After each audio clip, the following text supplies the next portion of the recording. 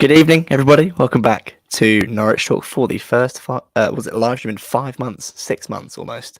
It's been quite some time. A lot has happened. Not much of it great, but tonight we'll be talking about a Norwich City win. Good to see in the comments already, Toby. Lovely picture change from you, from Grant Hanley with the Ballon d'Or to an arguably better player, ONEL Hernandez. Another PvP change. Wow, incredible stuff. Norwich City have won 2-1, sorry, not 3-1, in what I can only describe as a very scrappy game, a game that, I'll be honest, wasn't particularly fun to watch. But that said, we won. And at this point in the season, looking at the table, which is what I'm going to do right now, that's all that matters. I think sort of before we get into the game, you look at the circumstances of everything going on and key injuries and Premier League hangover, whether you want to call it that or not. Norwich are in a decent position. They're competitive. I don't think they look particularly bad, but they don't look particularly great. But they seem to be winning games, which, given the first few of them, I think we were a bit worried as to sort of where the goals were going to come from, how Norwich were going to pick up results, especially on the road, away from Carrow Road. But you look at today, you look at the Sunderland game, where performances weren't quite right, where they weren't quite at it. Within the game, Dean Smith has made the amendments and Norwich have won the games. That's all that matters, to be honest, at this point. There will come a point where the conversation has to change in terms of performance needing to improve over 90 minutes. But tonight, as I keep saying, I think it's all about the 3 points. You look at the changes first and foremost. They were, I think, half expected. So I expected Sam Byram to come in and start at left back. That allowed McLean to then go into central midfield, his more natural position, a place where he can rat around the pitch and do what he does. Aaron Ramsey, I didn't expect to start. I'm a bit sort of like, oh, why is Cantwell not starting there? But Dean Smith clearly fancies him. Still very young, Aaron Ramsey, before I sort of go into that, he's got a lot to prove. Still very young. It's a massive step up in terms of quality. You look at the league he was playing in last season. I think it was League 1 or 2 with Cheltenham. It's a big step up to not only come into the Championship, but to be playing in a team that are expecting to bounce straight back into the Premier League. So as far as those changes go, not too fussed. The first half, I actually think the first sort of 15 minutes weren't that bad. I thought Norwich sort of were controlling the game, and to be honest, they sort of controlled the game throughout the most part. It's just they seemed a bit, I'm trying to think of the right word. I think blunt is the right word. Is how they seemed. Not too much to worry about at this point. I think someone like Nunez is kind of being taught quite a harsh lesson about the Championship in terms of its physicality, and if you take more than a second on the ball, you're going to be just hounded by defenders, midfielders. I think he's being taught a pretty brutal lesson. He was against Sunderland. But as far as sort of the rest of the team goes, Sargent was isolated up top. You know, he wasn't making his usual runs. He wasn't able to get himself as involved. And I think that sort of stems from Norwich's press not really existing. You look at sort of the previous 6 games in the league so far, maybe bar Sunderland as well, the press has been very intense. And when Norwich aren't on the ball, it's all about how can we go and win it back? And not only that, but what do we do next with it? That didn't really seem the case tonight. They sort of got on the ball and were a bit like, right, what next? And I think at times watching the passes, it was a bit like someone would pass the ball and think, right, I've done my job, now you go and do yours, rather than, right, I've done my job, how can I help the team? How can I progress the ball forward? But to be honest with you, I don't have much of an issue with it at this point because Norwich is showing a lot of mettle at the moment, and that's a really important thing. On a wider point, and I think Dean Smith talks about this quite a lot, the idea of a relegation hangover can often see teams, and we've seen it in the past, haven't we, with Norwich teams in the past. We've seen it where performances aren't there, results aren't there, and things look very sort of sour and bitter, and you sort of question what the next step is. At the moment, performances haven't been particularly brilliant. We haven't set the league alight like we have done in the past, but results at the moment seem to keep coming, which is a positive thing. I think the first half as a whole, quite similar to the second, bar maybe the last sort of 10, 15 minutes. As I said, quite blunt. And I think Dean Smith giving himself a bit of a headache, which sometimes is a good thing for a manager, sometimes it's not. But Onel Hernandez, when he starts a game, for example, isn't really able to affect it like he does in the last 15 minutes. Today's a perfect example. I think I would have said the same thing before the game, where Hernandez coming off the bench is such a wonderful option. It's almost a luxury to have, where maybe the quality as a player isn't there, but he'll always take players on. He's really quick. But he's given himself a bit of a headache as to how do you get the most out of someone like Hernandez? And, it's up to Dean Smith to figure that one out, isn't it? I've got the stats next to me for the game. Norwich dominated possession, as you'd sort of expect, really. The amount of passes they made were almost double that of Birmingham. 14 shots compared to Birmingham's 9.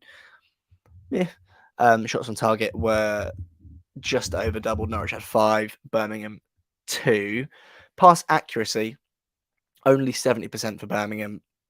Hoofball FC, hoof the ball up to Troy Deeney FC, who, by the way, that was a lesson in what a thug Troy Deeney is. 85% for Norwich, 15 fouls for Birmingham compared to Norwich's 5. I think these stats accurately paint the picture of what the game was, which is Norwich had the ball, played relatively safe passes, and were fouled quite a lot. That was kind of how the night went, really. Yellow cards, 4 apiece, is quite interesting, but it's put Norwich second in the league. I believe everyone has played 7, or at least about, by looking at the table, 65% of teams have played 7 games. So it's quite an accurate representation of the league so far. I think one thing that I'd like to do is compare this Norwich team at the moment to the Norwich team that won the league in 2021, in the sense of both teams were dealing with the relegation hangover from the Premier League, but the circumstances, I think, were very different. You look at the relegation last time under Daniel Farke, I think there was a lot more togetherness around the team. It was obviously a bit of a sucker punch for us to not be there, because it was the season behind closed doors, and despite the very sour end to that Premier League season, the fans, I think, were still together, because you looked at sort of the wider picture, training ground, finances, all sort of shifting and being improved, etc. Whereas this time, Norwich have come down, with a new manager.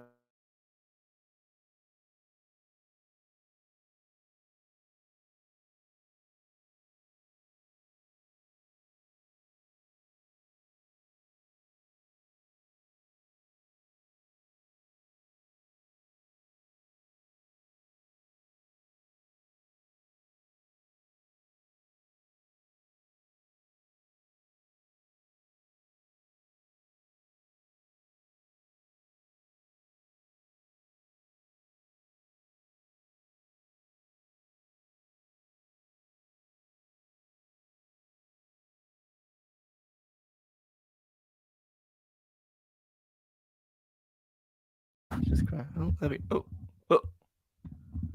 we laugh. Oh, we laugh. It's the beauty of the live stream. As you can tell, I'm in I'm in a different setting today. I've not got my Ethernet cable with me. Oh, there we go. We're back. The point. I hope that comment was before it went down. Someone saying the Wi-Fi was holding up well. The point I was making was sort of the circumstances of Norwich's relegation, and then so this time around, how much did they spend last summer? What, 60, 70 million? In terms of the pressure on the team and Dean Smith compared to what it was on Daniel Farke, it's enormous. But I think in terms of the way things are going, I think it's a similar trajectory. The performances weren't great under Daniel Farke. Let's not forget that. They weren't great at all at the beginning of that season. Results also didn't, or well, were more of a reflection of the performances. And I think we must have surely more points at this point than we did last time in the Championship. So I think in terms of why I'm saying that, I think it's just a bit of perspective to those who maybe aren't as sold as I am. By no means am I completely sold by this style of football, by this new Dean Smith era, but I think it's just a bit of perspective. It's just a thought that I've had. And some of the football we've played has been magnificent, by the way, which is well worth saying. Nice comment here. Hello, I'm from Chile. Congratulations, Marcelino Nunez, the best player in Chile. Please don't be sorry. He's a great player. He, at the moment, as I said, I think it's an interesting point to make that he's being sort of, I think, taught a lesson of physicality in the league. And I stand by the point that I think, and I don't think it's sort of a groundbreaking observation, but I think he's clearly more of a number 10. He has that ability that a number 8 should in terms of just switching the players. I said, I think it was before the Sunderland game, which is a useful tool. It didn't quite pay off tonight. I think Max Aarons was getting a little bit frustrated with those diagonal balls being a touch too heavy, but I think he'd be a bit more comfortable.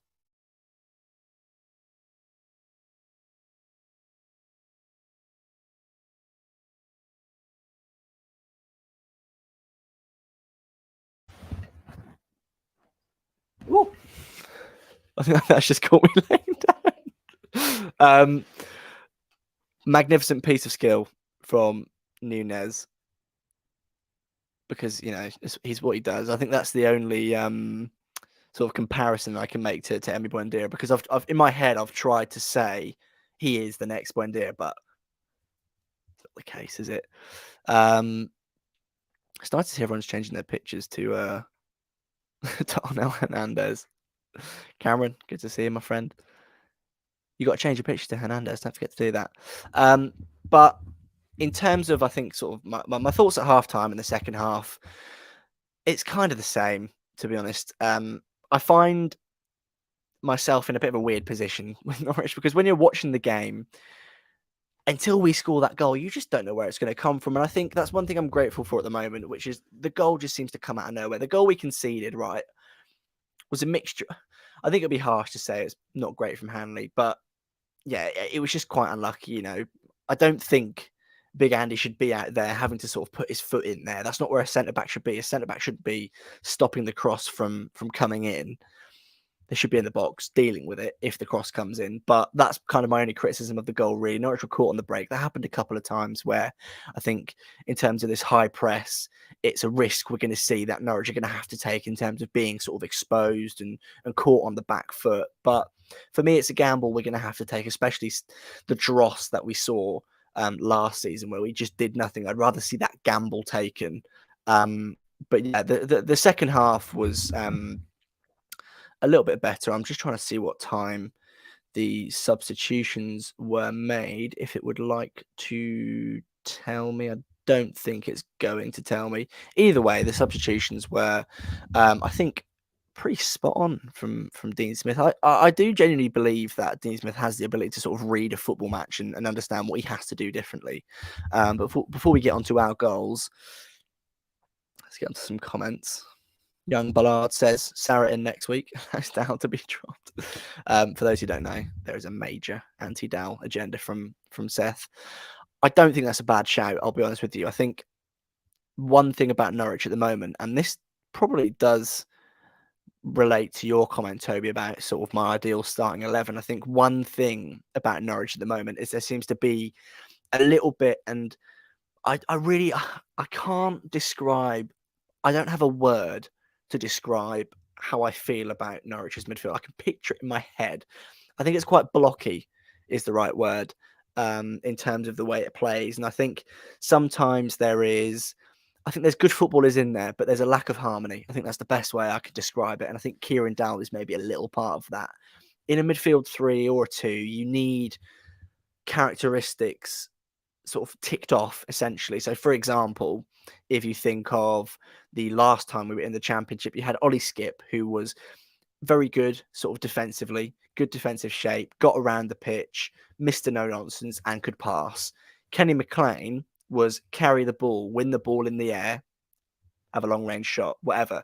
But there's kind of there was that perfect balance between the two. And I think, for example, Lucas Rupp would come in a few times at the beginning of the season and bring something different. At the moment, the three are kind of quite similar. So you look at Nunez, Kieran Dowell, and for the life of me, I can't remember McLean. Dear me. But they're quite similar. So I think Dowell and Nunez are kind of trying to unlock attackers and defensively non-existent. McLean can't be your defensive midfielder. We've seen that time and time again. And Aaron Ramsey, not quite sure what he is in this team, whether he's sort of a central midfielder or a winger. I'm not quite sure as of yet. So to link that to your question, Toby, and what you've said, Seth, I think to fix that, Sarah, in terms of the number 8 position, defensively, no, he's not the answer. But in terms of reading the game, I think he'd be quite helpful in terms of allowing Nunez to just go a little bit further up the pitch, if that makes sense. His positional awareness against Bournemouth, Gab pointed out on Twitter, rightly so, was good. And I think we noticed it because it's been absent for quite a few weeks now.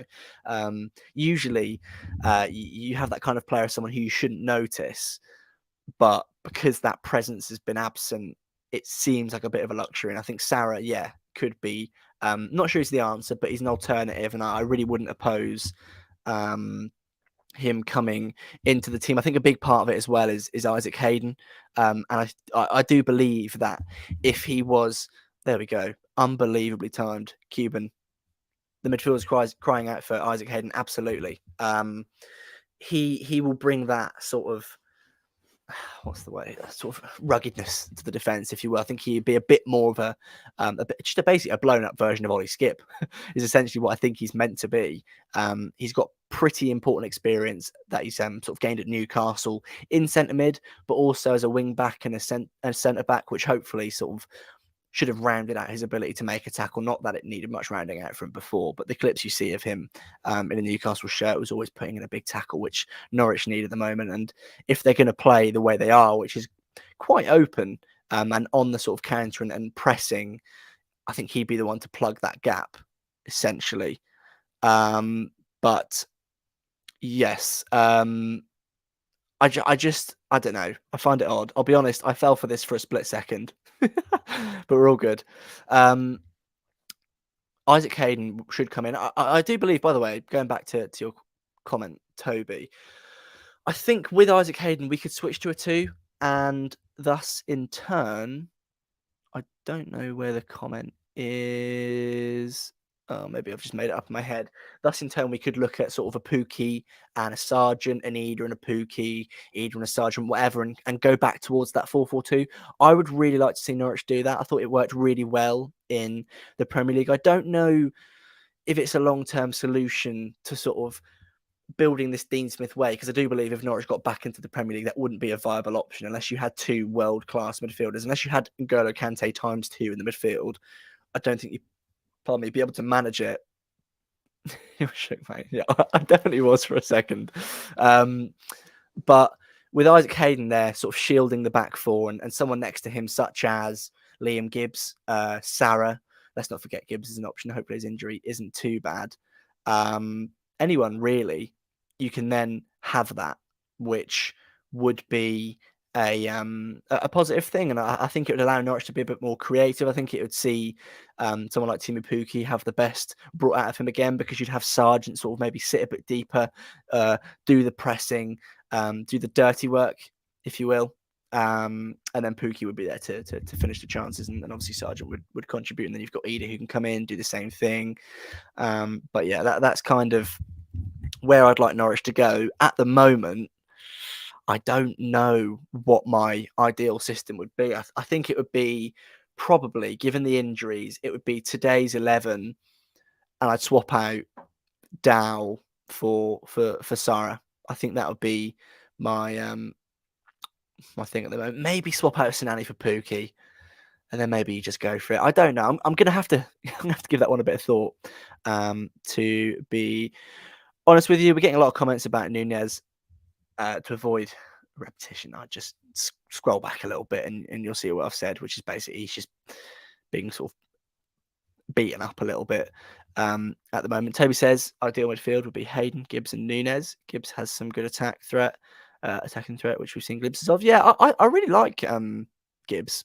He's kind of surprised me, really, because he's clearly always been highly rated, and he came into pre-season, he looked all right. He's got a bit of a weird presence on the pitch, to be honest with you, in terms of he's not massive and he's not quick and he doesn't seem like a proper athlete, but the passes he makes always seem to be quite sensible. I've always quite fancied him on the ball when his back is, so when he's facing our goal and he's got his back to the opposition, he seems to be quite good at sort of turning around and just cutting through the lines, which is a very important characteristic that he has.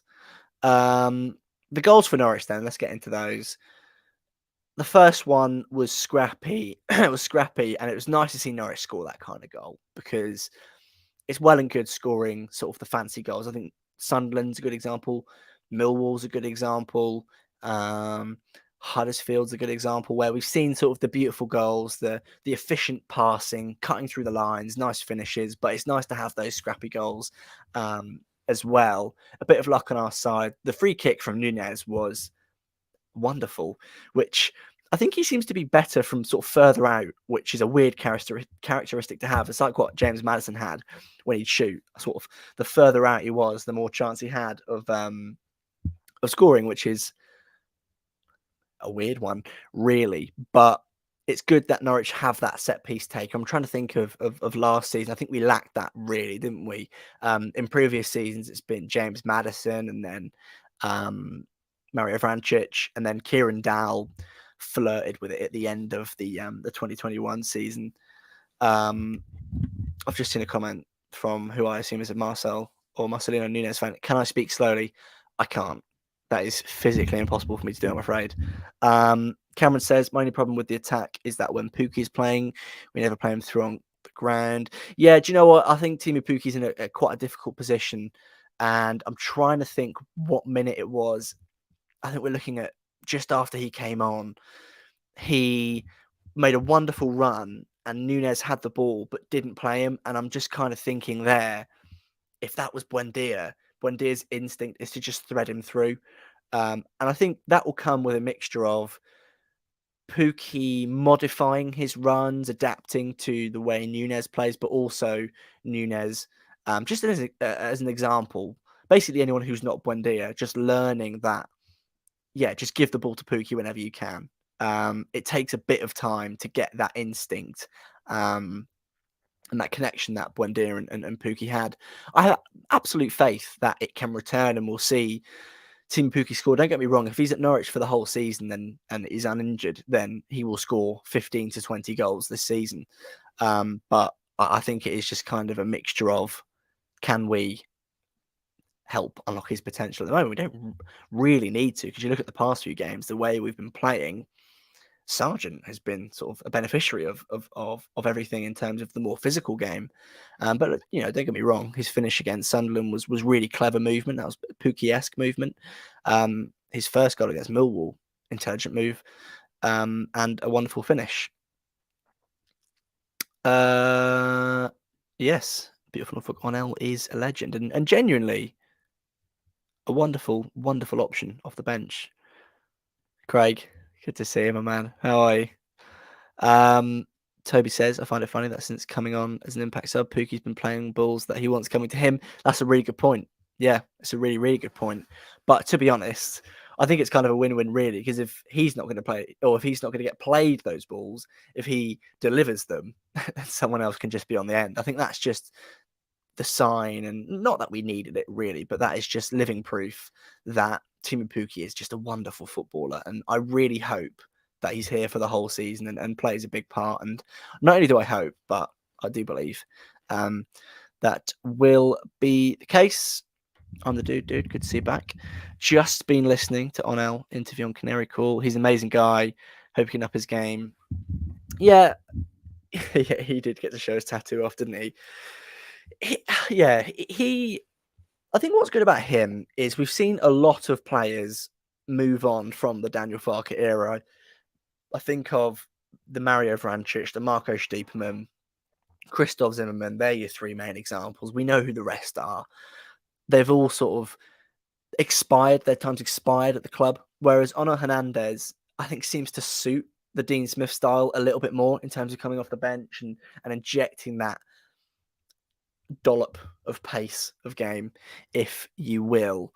And he's got just a fantastic personality, as you can tell, which, we're not in that dressing room, but we know it's important. We know that he is, a cultural architect, and the tattoo is just, it is great. And the celebration against the team he was at for the second half of last season, like he did when he scored a couple of years ago there, whips the shirt off, gets the tattoo out. Wonderful. Chef's kiss. Oh, Robert, it's an absolute pleasure to see you, my friend. Hope you're doing very, very well. As Robert says, smash the like button. Seth is buzzing. Loving all the chili love too. Yeah. It's like the Greek fans when Giannoulis signed. It's interesting that Norwich kind of have that international appeal now, isn't it? Good stuff, Craig. I'm very well. Even better after 3 points tonight. Where's the comment I was trying to... There it is. John Boy, I haven't read this before putting it up. Nunez reminds me of young Ronaldo at United. Ooh, that one's just sunk in the sense that he does a sublime pass or piece of skill followed immediately by a soppy. Yeah. Um, I think it would have been less reckless to say just the second half of that comment, but I get what you mean in terms of, I think he's, 22, 23 years old, not sure he speaks a word of English, and has had a massive culture shift both on and off the pitch. So these contributing factors towards sort of being a footballer in the Championship should suggest that life will be quite tough. But I think, he's been wonderful. And we know that if he's given the right attention and the right game time, and if he's managed well, which I have absolute faith he will be a massive, massive player for Norwich. Is Nunez better than Emmy was at this stage of his NCFC career? I think so, if memory serves. Still needs work, but definitely the potential to be PL level. I'm going to immediately agree with the second half of that. Without a doubt, there is massive potential for him to be a superstar in the Premier League, as there is with many footballers. I find it difficult to compare the two. I think they fill a similar gap in the sense of the South American flair. But I think I'm going to have to be vague there and end the comparison there, because the style of play for me, from what I've seen so far, is quite different. With Buendia, it was kind of low driven balls, cutting through the lines, being quite physical. For such a small player, he was always very physical, wasn't he? He was always using his body really effectively. It wasn't necessarily flicks and tricks. Whereas Nunez is big switch of play, extravagant shooting, little flicks and tricks, but I think they bring something quite similar. I think it's similar in the sense of it's different to everyone else.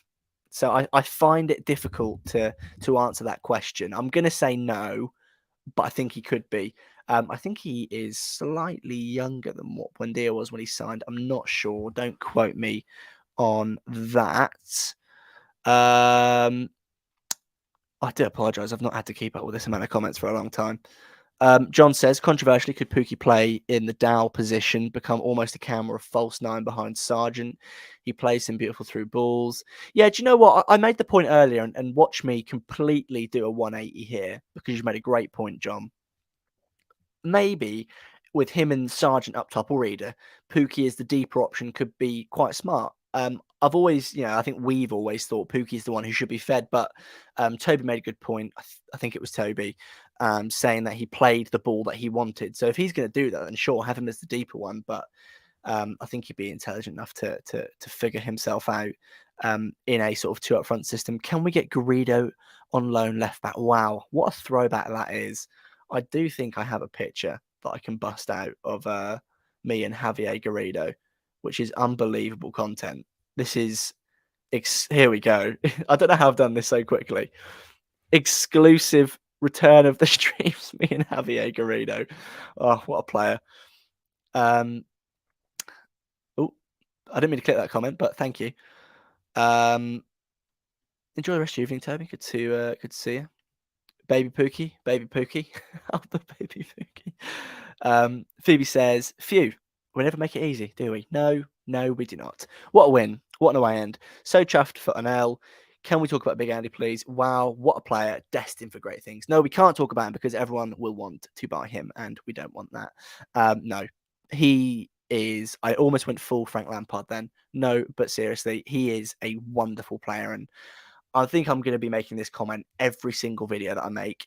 There is the comparison to Van Dijk. I know, calm down, but it makes sense in the style, which is he will only sort of be dramatic if he has to. He looks so composed all the time, really good in the air as well. And, I'm absolutely delighted that he got his goal as well. Because if anyone deserves it at the moment, it's him. I'm the dude says, I'm Pookie through and through, being half finished myself. I didn't know you were half finished. So you are just Finn. But Sargent fits Dean's system better. Yep. Reminds me of Tammy at Villa. I think that's a good comparison, actually. I dare I say it, I think Tammy Abraham was probably a little bit better on the ball, but I kind of get what you mean. Riku, I'm not gonna do that because I don't want to offend anyone. Visited Birmingham's Facebook page after the match and some comments there about our subs would be miles away. Yeah, I think that's an interesting point in terms of Norwich's depth being sort of good for them, but also in terms of the general quality of the league. It makes me think of the last time we were in the league and when they made that 5 subs rule. It was just kind of crazy how Norwich were able to bring on players off the, for example, Mario Vrancic, where he would at that point would have strolled into a lot of championship teams. Norwich brought him off the bench to make the impact. It was just kind of crazy to me, and what that speaks to me in terms of a quick wider point. It just sort of highlights the disgrace that is the difference in leagues and the difference in quality, sorry, between the Premier League and the Championship. So, for example, in the Premier League, Norwich's squad is too shallow, not enough quality, but they step down to the Championship and basically with the same squad are far and away the best. That's why teams yo-yo. But that is another time, another point for another time. Buendia was 21. Not sure. Robert says, I feel Emmy was better at this stage. Yeah, I probably do agree. There you go. Buendia was 21. I got that wrong. We get it wrong sometimes. Garrido cross to Pilkington. Wonderful memories. Wonderful, wonderful memories. Do I think Norwich will be promoted to the Premier League this year, considering the squad they currently have? I think, given the current trajectory, I'll call it, I do believe we're in good stead to do so. It's kind of the same rules for me in terms of the last time we won the league. By maybe Christmas is a bit of a stretch. By maybe early November, mid-October, also known as late October, if we are seeing sort of football, scintillating football, where we're leaving Carrow thinking, yeah, that's a proper team, which I think we're heading that way, then yeah, absolutely. Because yeah, we've seen so far the quality of this league isn't particularly great, but we also haven't faced too much quality. I'm just going to try and pull up the championship table. So bear with me. See, this is where sometimes doing this on my own is not great because I don't have someone to take over to do the boring things. But yeah, Norwich haven't played anyone. So Sheffield United, no. Burnley, no. Watford, no. Reading, no. QPR, no. Hull was 7th. And then below that, Norwich haven't played anyone who currently sit in the top half of the table. So we'll keep our feet on the ground, as we often struggle to do. Love ONEL Hernandez. I'm here for the ONEL love. Kind start for us. Yeah. Yeah, it's almost like I copied you then, isn't it? Only thing I don't like about Andy is his hot-headedness. I think that comes with his age. He's still 19 or 20, isn't he? Which is just ridiculous when you watch him play. I think you look at a player who is, I think, a similar age. Once again, I'm going to pull up Google. I think Jonathan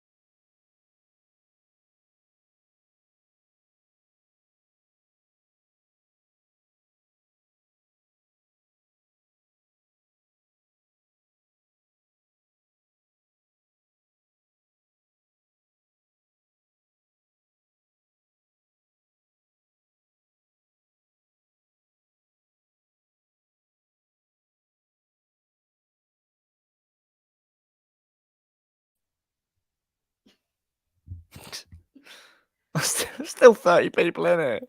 What are you waiting around for? Right, I think we're back. I think I've just seen Seth's comment. Seth just said, "I can confirm Ben is in the middle of nowhere." I don't even know. I don't even. I don't even know. I don't even know. I can confirm. I am in the middle of nowhere. I'm not in my usual location, as you can see. I don't have access to the Ethernet cable. I don't know if you remember the famous rants of of anti-Virgin Media propaganda that I spouted. So I have no Ethernet cable. I don't even know what I was talking about at this point. That's how long it was. Right, let's have a look at your comments. I'm gonna wrap this one up soon because no, it's not a skill night, is it? It's not a skill night. This is a great comment. It's a marathon, not a sprint. It's absolutely true. Let's get the banner back up. Boink. Robert blames the owls. No owls here, Robert. No owls here, I'm afraid. They're back at my house, lurking. I'm not sure if I've done a stream since I bought my mum some more. Oh, no, I definitely haven't actually. There's more owls in there now. Got my mother some for her birthday because she loves owls. Oh wow. I'm sorry you guys had to talk about Bournemouth whilst I was gone. Getting Hernandez scoring tonight. I am lost for words. Trying to think. What was the second goal? Hernandez. It was a pretty good finish, wasn't it? From ONEL. I think when he gets in that position, we don't often expect him to be sort of that composed and that good. It was a really good ball. It was a really good decision from Pookie because I think my instinct was to be like, right, just take the risk and play it to Ida. Don't give it to Hernandez. But he gave it to Hernandez. Hernandez slotted it under the keeper. Perfecto. You absolutely love to see it. Look at that. Look at this. There's a £2 donation. This is just. I will be pocketing that, I'm afraid. Go away to the Wi-Fi now. I'm joking. Thank you very much. Please do not spend your hard-earned cash on me. That is the worst thing you could possibly do. But thank you. Such composure and so unselfish from Pookie, who probably needed a big confidence boost himself. Yeah, I think it kind of relates to the point that Toby made earlier in terms of if he's not going to be sort of on the end of those goal scoring chances, why not create them for someone else? And that's the sign of a very mature player, which you would expect for someone who is 32, 33 odd. Any other comments?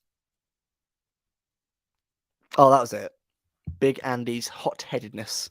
Yeah. All I was just going to say really was he's very young. And his development as a player is interesting. There you go. That was it. The comparison I was making was to Jonathan Tompkinson, who is of a similar age. He was April 2002. Big Andy is 2 months younger. So he's younger than Tompkinson. And it just kind of speaks as what I'm trying to say, speaks to the volumes in terms of how much further ahead he is and what a good player he is, because we've seen Tompkinson play, and I don't know why I've picked him out really, but he clearly just isn't ready for this level of football, whereas Big Andy, he really is. He's made for it. Hernandez with the most uncomposed. Is that a word? Uncomposed? We don't know. I don't know what lacked composure about that finish, Seth. I'd love you to go into a bit more detail. About time I got sponsored a stand. What a weird period that was for Norwich. I've noticed that we're getting sidetracked now, and it's been 47 minutes, so it probably is time to go to bed. Big win for Norwich. Thank you all for watching, by the way. I'm hoping this is the start of the revival of the live streams. It is a word. Fair enough. There is a ghoster in the corner of the room who's just told me it is it is a word, but that is all. Um, we should do more. I'm trying to think what Norwich's next game is. I think it's Saturday, so we'll do a preview. We probably don't need to do a podcast in between. Home to Coventry, yeah, we'll do a preview. Probably a live stream after. And we're back in the swing. You'll have to see it. Norwich are winning games. It's a beautiful thing. Hopefully, it lasts forever and ever and ever and ever until we all die. Hit the like button 3 times. Robert, it's been an absolute delight having you back and doing my job for me. As Robert says, if you want to hit the thumbs up, that'll be really appreciated. Subscribe to if you fancy it. And I'll see you all again very, very soon. Ta-ra.